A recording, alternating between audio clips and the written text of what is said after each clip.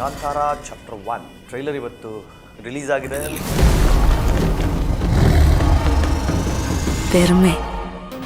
ಎಂಟು ಬೇರೆ ಬೇರೆ ಭಾಷೆಗಳಲ್ಲಿ ರಿಲೀಸ್ ಆಗಿದೆ. ಎಲ್ಲ ಕಡೆ ಕಿತ್ಕೊಂಡು ಓಡ್ತಾ ಇದೆ. ಅಲ್ಲ, ಕಾಂತಾರದ ಒಳಗೆ ಯಾವತ್ತೂ ಹೋಗ್ಬೇಡಿ ಮಕ್ಕಳೇ. Trailer goose bumps.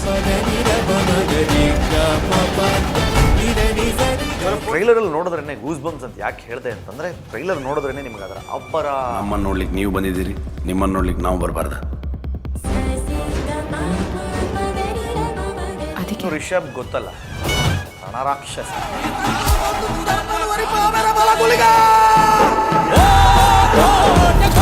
ಕರ್ನಾಟಕದ ಕರಾವಳಿಯ ಸಂಸ್ಕೃತಿಯನ್ನು ಇಡೀ ವಿಶ್ವಕ್ಕೆ ಪರಿಚಯಿಸುವ ಒಂದು ಪ್ರಯತ್ನ. ನಮಸ್ಕಾರ, ಸ್ಪೀಡ್ ಪ್ಲಸ್ ಕರ್ನಾಟಕದ ವಿಶೇಷ ಕಾರ್ಯಕ್ರಮಕ್ಕೆ ಸ್ವಾಗತ. ನಾನು ನಿಮ್ಮ ಕಿರಿಕೀರ್ತಿ. ಕಾಂತಾರ ಚಾಪ್ಟರ್ 1 ಟ್ರೈಲರ್ ಇವತ್ತು ರಿಲೀಸ್ ಆಗಿದೆ.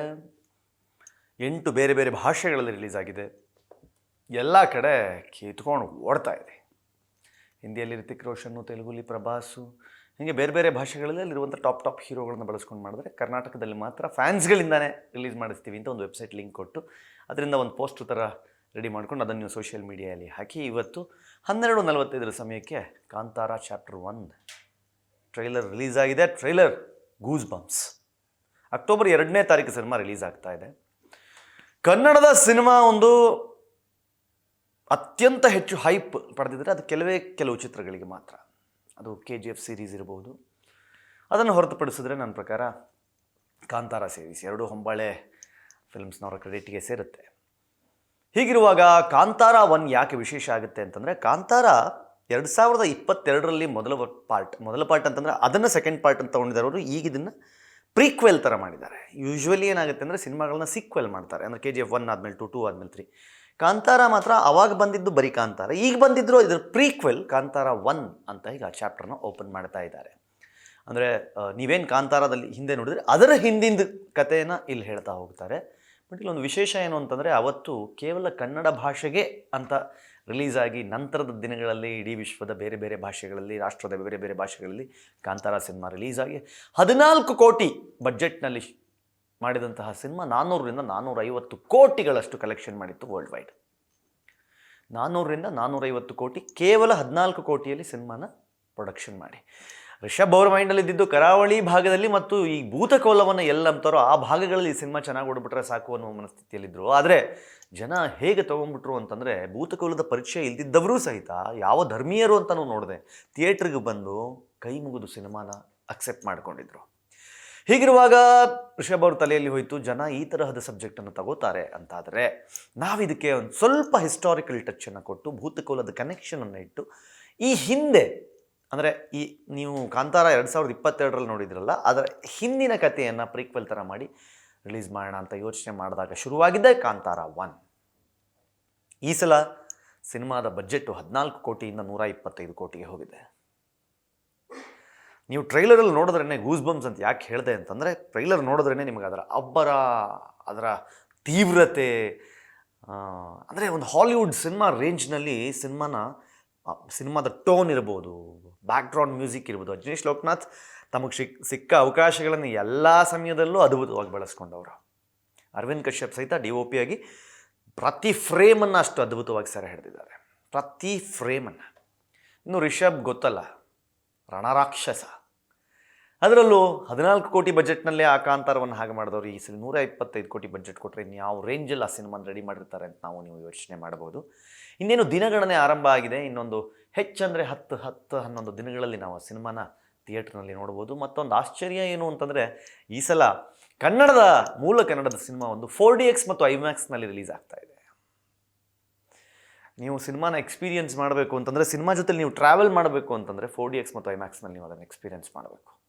ಅಷ್ಟು ಅದ್ಭುತವಾಗಿ ಸೀಟ್ಗಳೆಲ್ಲ ಹಿಂಗೆ ಅಂತ ಇರುತ್ತೆ, ಜರ್ನಿ ಟ್ರಾವೆಲ್ಲು ಅಷ್ಟು ಅದ್ಭುತವಾಗಿರುತ್ತೆ. ಇನ್ನು ಕಾಂತಾರ ಸಿನಿಮಾದ ಮತ್ತೊಂದು ಬಹಳ ದೊಡ್ಡ ಪ್ಲಸ್ ಪಾಯಿಂಟ್ ಏನು ಅಂತಂದರೆ, ಅದು ನಮ್ಮ ಕರ್ನಾಟಕದ ಕರಾವಳಿಯ ಸಂಸ್ಕೃತಿಯನ್ನು ಇಡೀ ವಿಶ್ವಕ್ಕೆ ಪರಿಚಯಿಸುವ ಒಂದು ಪ್ರಯತ್ನ. ಕಾಂತಾರ 2022ರಲ್ಲಿ ರಿಲೀಸ್ ಆಗಬೇಕಾದ್ರೆ ಅಂತಹ ಆತಂಕ ಟೆನ್ಷನ್ ಏನಿರಲಿಲ್ಲ. ರಿಷಬ್ ಆ ಕಾಲಕ್ಕೆ ಆಲ್ರೆಡಿ ಒಬ್ಬ ಅದ್ಭುತ ನಟ ಅಂತ ಪ್ರೂವ್ ಆಗಿದ್ದಾಗಿತ್ತು. ಹಾಕಿರುವ ಬಜೆಟ್ಗೆ ಅಂಥ ಮೋಸ ಆಗಲಿಕ್ಕಿಲ್ಲ.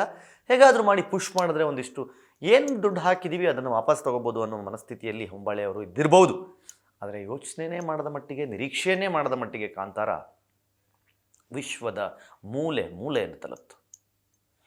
ಇನ್ಫ್ಯಾಕ್ಟ್ ರಿಷಬ್ ಶೆಟ್ಟಿ ಅವರಿಗೆ ನ್ಯಾಷನಲ್ ಅವಾರ್ಡ್ ಬರೋ ಹಾಗೆ ಆ ಸಿನಿಮಾ ಮಾಡಿತು.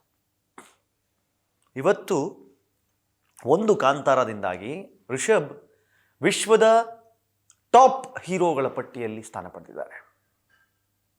ರಿಷಬ್ ನೋಡುತ್ತಿದ್ದ ಹಾಗೆ ತಮ್ಮ ವ್ಯಾಪ್ತಿಯನ್ನು ಇಡೀ ರಾಷ್ಟ್ರದ ಉದ್ದಗಲಕ್ಕೂ ಪಸರಿಸಿಕೊಂಡಿದ್ದಾರೆ. ರಕ್ಷಿತ್ ಶೆಟ್ಟಿಯ ಜೊತೆಗೆ ಒಬ್ಬ ಗೆಳೆಯನಾಗಿ, ನಿರ್ದೇಶಕನಾಗಿ ರಿಕ್ಕಿ ಅಂತ ಸಿನಿಮಾ ಮಾಡಿಕೊಂಡು, ಆಮೇಲೆ ಅವರದ್ದೇ ಸೂಪರ್ ಡೂಪರ್ ಹಿಟ್ ಆದಂತಹ ಕಿರಿಕ್ ಪಾರ್ಟಿ ಇರ್ಬೋದು, ಹೀಗೆಲ್ಲ ಮಾಡ್ಕೊಂಡಿದ್ದಾಗ ಏನೋ ಗೊತ್ತಿಲ್ಲ, ಅದೊಂದು ಸಣ್ಣ ಚೇಂಜ್ ಅನ್ನುವ ಹಾಗೆ ಸರ್ಕಾರಿ ಹಿರಿಯ ಪ್ರಾಥಮಿಕ ಪಾಠಶಾಲೆ ಕಾಸರಗೋಡು ಮಾಡಿದರು. ಅಲ್ಲಿಂದ ಮತ್ತೆ ನ್ಯಾಷನಲ್ ಲೆವೆಲಲ್ಲಿ ಮತ್ತೆ ಸದ್ದು ಮಾಡಿದರು. ಗ್ಯಾಪಲ್ಲಿ ಯಾವುದೋ ಒಂದು ಸಿನಿಮಾಗಳಿಗೆ ಹೀರೋ ಆದರು. ಮತ್ತೆ ಯಾವುದೋ ಸಿನಿಮಾಲಿ ಗ್ಯಾಪ್ ಸಿಕ್ಕಾಗ ಕೋವಿಡ್ ಟೈಮ್ನಲ್ಲಿ ಊರಿನಲ್ಲೇ ಒಂದು ಸಿನಿಮಾ ಶೂಟ್ ಮಾಡಿಬಿಟ್ರು. ಅಂದರೆ ಒಬ್ಬ ಒಳ್ಳೆ ಬಿಸ್ನೆಸ್ ಮ್ಯಾನ್ ಮತ್ತು ಒಬ್ಬ ಒಳ್ಳೆ ಟೆಕ್ನಿಷಿಯನ್ ಅನ್ನೋದನ್ನು ರಿಷಬ್ ಪ್ರೂವ್ ಮಾಡ್ತಾ ಬರ್ತಿರ್ಬೇಕಾದ್ರೆ ಅವರ ತಲೆಗೆ ಬರೋದು ಈ ಭೂತ ಕೋಲ ಏನಿದೆ, ಕರಾವಳಿಯ ಈ ಕಲ್ಚರ್ ಏನಿದೆ, ನಾವು ನಿಜವಾಗಿಯೂ ಏನು ನಂಬ್ತೀವಿ, ಇದನ್ನು ಆ ಗುಳಿಗ, ಪಂಜುರ್ಲಿ ಇವೆಲ್ಲವನ್ನು ಕರ್ನಾಟಕಕ್ಕೆ ತೋರಿಸ್ಬೇಕು ಅಂತ ಹೇಳಿ ಕನಸು ಕಂಡಾಗ ಹುಟ್ಟಿದ್ದೇ ಈ ಕಾಂತಾರ ಸಿನಿಮಾ. ಆ ಕಾಂತಾರವನ್ನು ಕರ್ನಾಟಕಕ್ಕೆ ಮಾತ್ರ, ಅಂದರೆ ಕರಾವಳಿಯ ಭಾಗಕ್ಕೆ ಮಾತ್ರ ಮೆಚ್ಕೊಂಡ್ರೆ ಸಾಕು ಅಂತ ಬಂದು ಕರ್ನಾಟಕ ಮಾತ್ರವಲ್ಲದೆ ವಿಶ್ವದ ಮೂಲೆಯಲ್ಲಿ ಆ ಸಿನಿಮಾನ ಒಪ್ಕೊಂಡ್ಬಿಟ್ರು ಜನ. ಕಾಂತಾರ ಅಂದರೆ ಇಟ್ಸ್ ಅ ಬ್ರ್ಯಾಂಡ್ ಅನ್ನೋ ಥರ ಬಿಲ್ಡ್ ಆಯ್ತು. ನೀವು ಯೋಚನೆ ಮಾಡಿ, 14 ಕೋಟಿಯಲ್ಲಿ ಸಿನಿಮಾ ಮಾಡಿ 400ರಿಂದ 450 ಕೋಟಿ ಬಜೆಟ್ ಇದು ಕಲೆಕ್ಷನ್ ಮಾಡೋದು ಅಂತಂದರೆ ಏನು ಸಾಮಾನ್ಯ ಮಾತಲ್ಲ ಅದು. ಬಟ್ ಇನ್ಫ್ಯಾಕ್ಟ್ ಹೊಂಬಾಳೆ ಅವರ ಅದೃಷ್ಟವೂ ಆಗಿದೆ ಬಿಡಿ, ಅವ್ರು ಏನು ಕೈ ಹಾಕಿದ್ರು ಸೂಪರ್ ಅನ್ನೋ ಥರ ಆಗೋಗಿದೆ. ಹಾಗಾಗಿ ಈ ಸಿನಿಮಾದಲ್ಲಿ ಇನ್ನಷ್ಟು ಇನ್ವೆಸ್ಟ್ಮೆಂಟ್ಗೂ ರೆಡಿ ಇದ್ದ ಹೊಂಬಾಳೆ 125 ಕೋಟಿ ರೂಪಾಯಿಗಳನ್ನು ಕೊಟ್ಟು ಸಿನಿಮಾನ ರೆಡಿ ಮಾಡಿ ಅಂತ ಬಿಡ್ತು. ಸೊ ಹಾಗಾಗಿ ನಿಮಗೆ ಸಿನಿಮಾದ ಪ್ರತಿ ಫ್ರೇಮ್ನಲ್ಲಿ ಆ ಕ್ವಾಲಿಟಿ, ಆ ಒಂದು ಶಾರ್ಪ್ನೆಸ್, ಆ ಬ್ಯೂಟಿ ಕಾಣ್ತಾ ಇದೆ. ಆ ಬ್ಯೂಟಿ ಸಿನಿಮಾದಲ್ಲಿ ಕಾಣ್ತಾ ಇದೆ. ಟ್ರೈಲರ್ 8 ಭಾಷೆಗಳಲ್ಲಿ ರಿಲೀಸ್ ಆಗಿದೆ. ನೀವು ನೋಡಿಲ್ಲ ಅಂತಂದರೆ ಖಂಡಿತವಾಗಿಯೂ ಒಂದ್ಸಲಿ ಟ್ರೈಲರ್ನ ನೋಡ್ಕೊಂಡು ಬನ್ನಿ, ನಿಮಗೂ ಸಿಕ್ಕಾಪಟ್ಟೆ ಇಷ್ಟ ಆಗುತ್ತೆ. 2ನೇ ತಾರೀಕು ಸಿನಿಮಾ ರಿಲೀಸ್ ಇದೆ. ಪ್ರೀ ಬುಕ್ಕಿಂಗ್ ಶುರುವಾದ ಕೂಡಲೇ ಸಿನಿಮಾನ ಬುಕ್ ಮಾಡ್ಕೊಳ್ಳಿ. ಅಕ್ಟೋಬರ್ 2 ರಜಾ ಇರೋದ್ರಿಂದ ಗಾಂಧಿ ಜಯಂತಿ, ಸಿನಿಮಾನ ಹೋಗಿ ಸಿನಿಮಾ ನೋಡಿ ಎಂಜಾಯ್ ಮಾಡಿ. ಕನ್ನಡ ಸಿನಿಮಾವನ್ನು ವಿಶ್ವದ ಮೂಲೆಯಲ್ಲಿ ತಲುಪಿಸೋದ್ರಲ್ಲಿ ನಮ್ಮ ಪ್ರಯತ್ನವೂ ಇರಲಿ. ಆರಂಭದಲ್ಲೇ ಒಳ್ಳೆ ಕಲೆಕ್ಷನ್ ಮಾಡಿ ಸಿನಿಮಾ ಗೆದ್ದಿದ್ದೆ, ಆದರೆ ವಿಶ್ವದ ಮೂಲೆಯಲ್ಲಿ ಮತ್ತೊಮ್ಮೆ ಕಾಂತಾರ ಗೆದ್ದು ಬರೀ ಸಿನಿಮಾ ಮಾತ್ರ ಅಲ್ಲ, ನಮ್ಮ ಸಂಸ್ಕೃತಿಯು ಗೆದ್ದ ಹಾಗಾಗಲಿ ಅನ್ನೋದು ನಮ್ಮ ಕೋರಿಕೆ. ಏನಂತೀರಿ? ಕಮೆಂಟ್ ಮಾಡಿ ಹೇಳಿ. ಟ್ರೈಲರ್ ಬಗ್ಗೆ ನಿಮ್ಗೆ ಏನು ಅನ್ನಿಸ್ತು ಎಕ್ಸ್ಪ್ಲೈನ್ ಮಾಡಿ. ನೋಡ್ತಾ ಇರಿ ಸ್ಪೀಡ್ ಪ್ಲಸ್ ಕರ್ನಾಟಕ. ಇದು ನಿಮ್ಮಿಂದ ನಿಮಗಾಗಿ, ನಿಮಗೋಸ್ಕರ. ಮತ್ತೆ ಸಿಗ್ತೀನಿ. ನಮಸ್ಕಾರ.